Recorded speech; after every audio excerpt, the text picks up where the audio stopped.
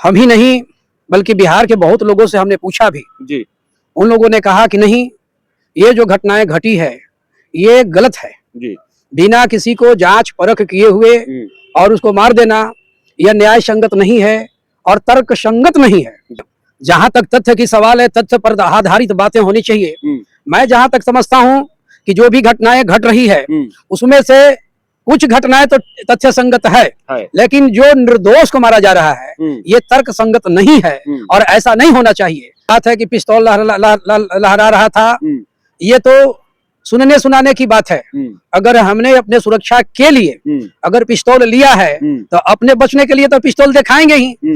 जो भ्रष्टाचार के खिलाफ लड़ रहा है और उसको ही मिटा देना यह तर्क संगत नहीं है। कि न्याय संगत यही है कि जो करप्शन के खिलाफ आवाज उठाए उसका वफादार सरकार को भी होना चाहिए, वहां के जनता जनार्दन को भी होना चाहिए। ये तथ्य संगत है और न्याय संगत है। सरकार में अच्छे और बुरे दोनों तरह के लोग हैं, गलतियां तो हुआ ही करती हैं। तो जहां गलतियां हो रही हैं उस गलतियों में सुधार और चेतना जागृति लाने का काम करें, ये पूरे देश की आह्वान है।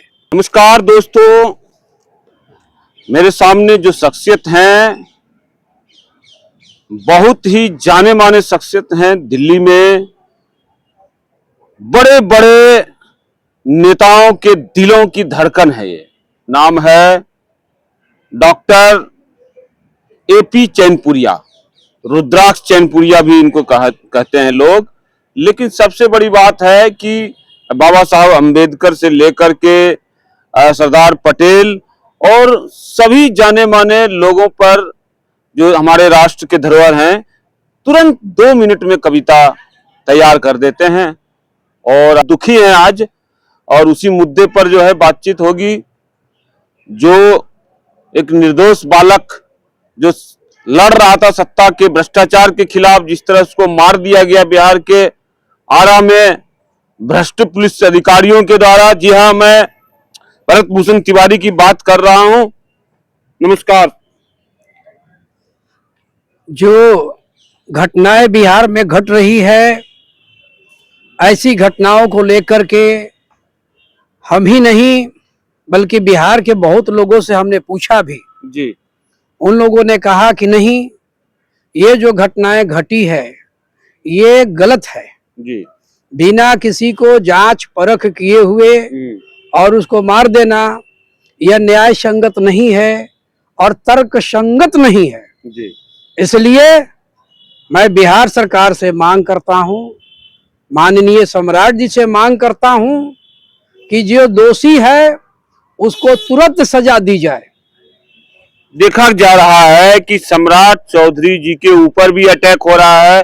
जैसे जैसे सम्राट जी कह रहे हैं कि नहीं, बिहार से बाहर चला जाओ तो नहीं तो परलोक भेज दूंगा, कोई नहीं बचेगा, हरा गमछा वाला। तो इस तरह से जो है यादव समाज, ब्राह्मण समाज, भूमिहार समाज जो है, यादवों की खास कोशिश है कि हम सवर्ण समाज को एक साथ मिलाएं और सत्ता को जवाब दें।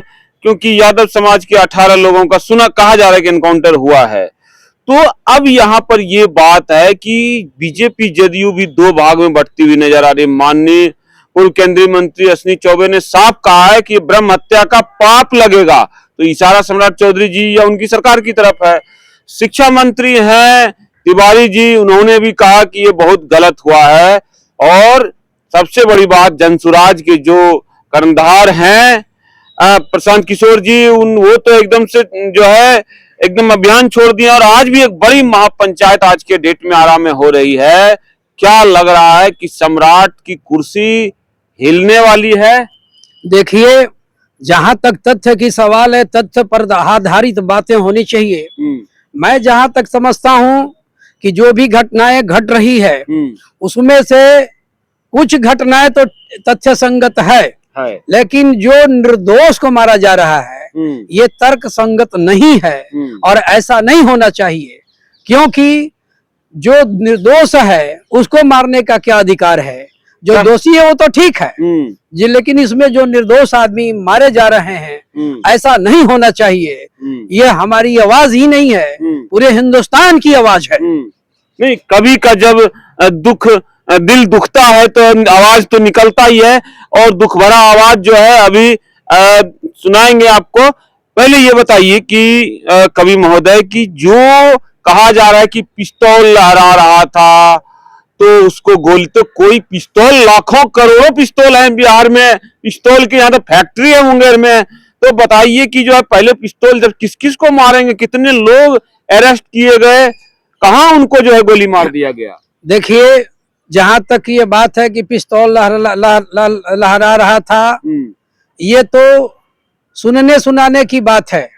अगर हमने अपने सुरक्षा के लिए अगर पिस्तौल लिया है तो अपने बचने के लिए तो पिस्तौल दिखाएंगे ही। उसने पिस्तौल चलाया नहीं, लहराया, लेकिन उसका पिस्तौल लहराने के चलते हम उसका जान ले लेंगे, यह तर्क संगत न्याय नहीं है। कहा जा रहा है कि भरत भूषण तिवारी पहले से वीडियो बना रहा था कि मैं समाज के लिए बलिवेदी पे चढ़ जाऊंगा, ये जो भ्रष्टाचार है उस इलाके में, गंगा से जो कटाव हो रहा है और नदियों से, और जो है उसको बसाया ना जा रहा है, गरीबों को दूसरी जगह रख दिया जा रहा है, फिर उसी बाढ़ वाले इलाके में और भी कई तरह भ्रष्टाचार के खिलाफ लड़ रहा था। तो जो उसको लड़ने के दौरान धक्का मुक्की, बेइज्जती जो है अधिकारियों के द्वारा हो रहा था, तो ऐसे में ही तो लोग क्रांति का रास्ता अपनाते हैं, या और कौन सा व्यक्ति क्रांतिकारी कहलाएगा?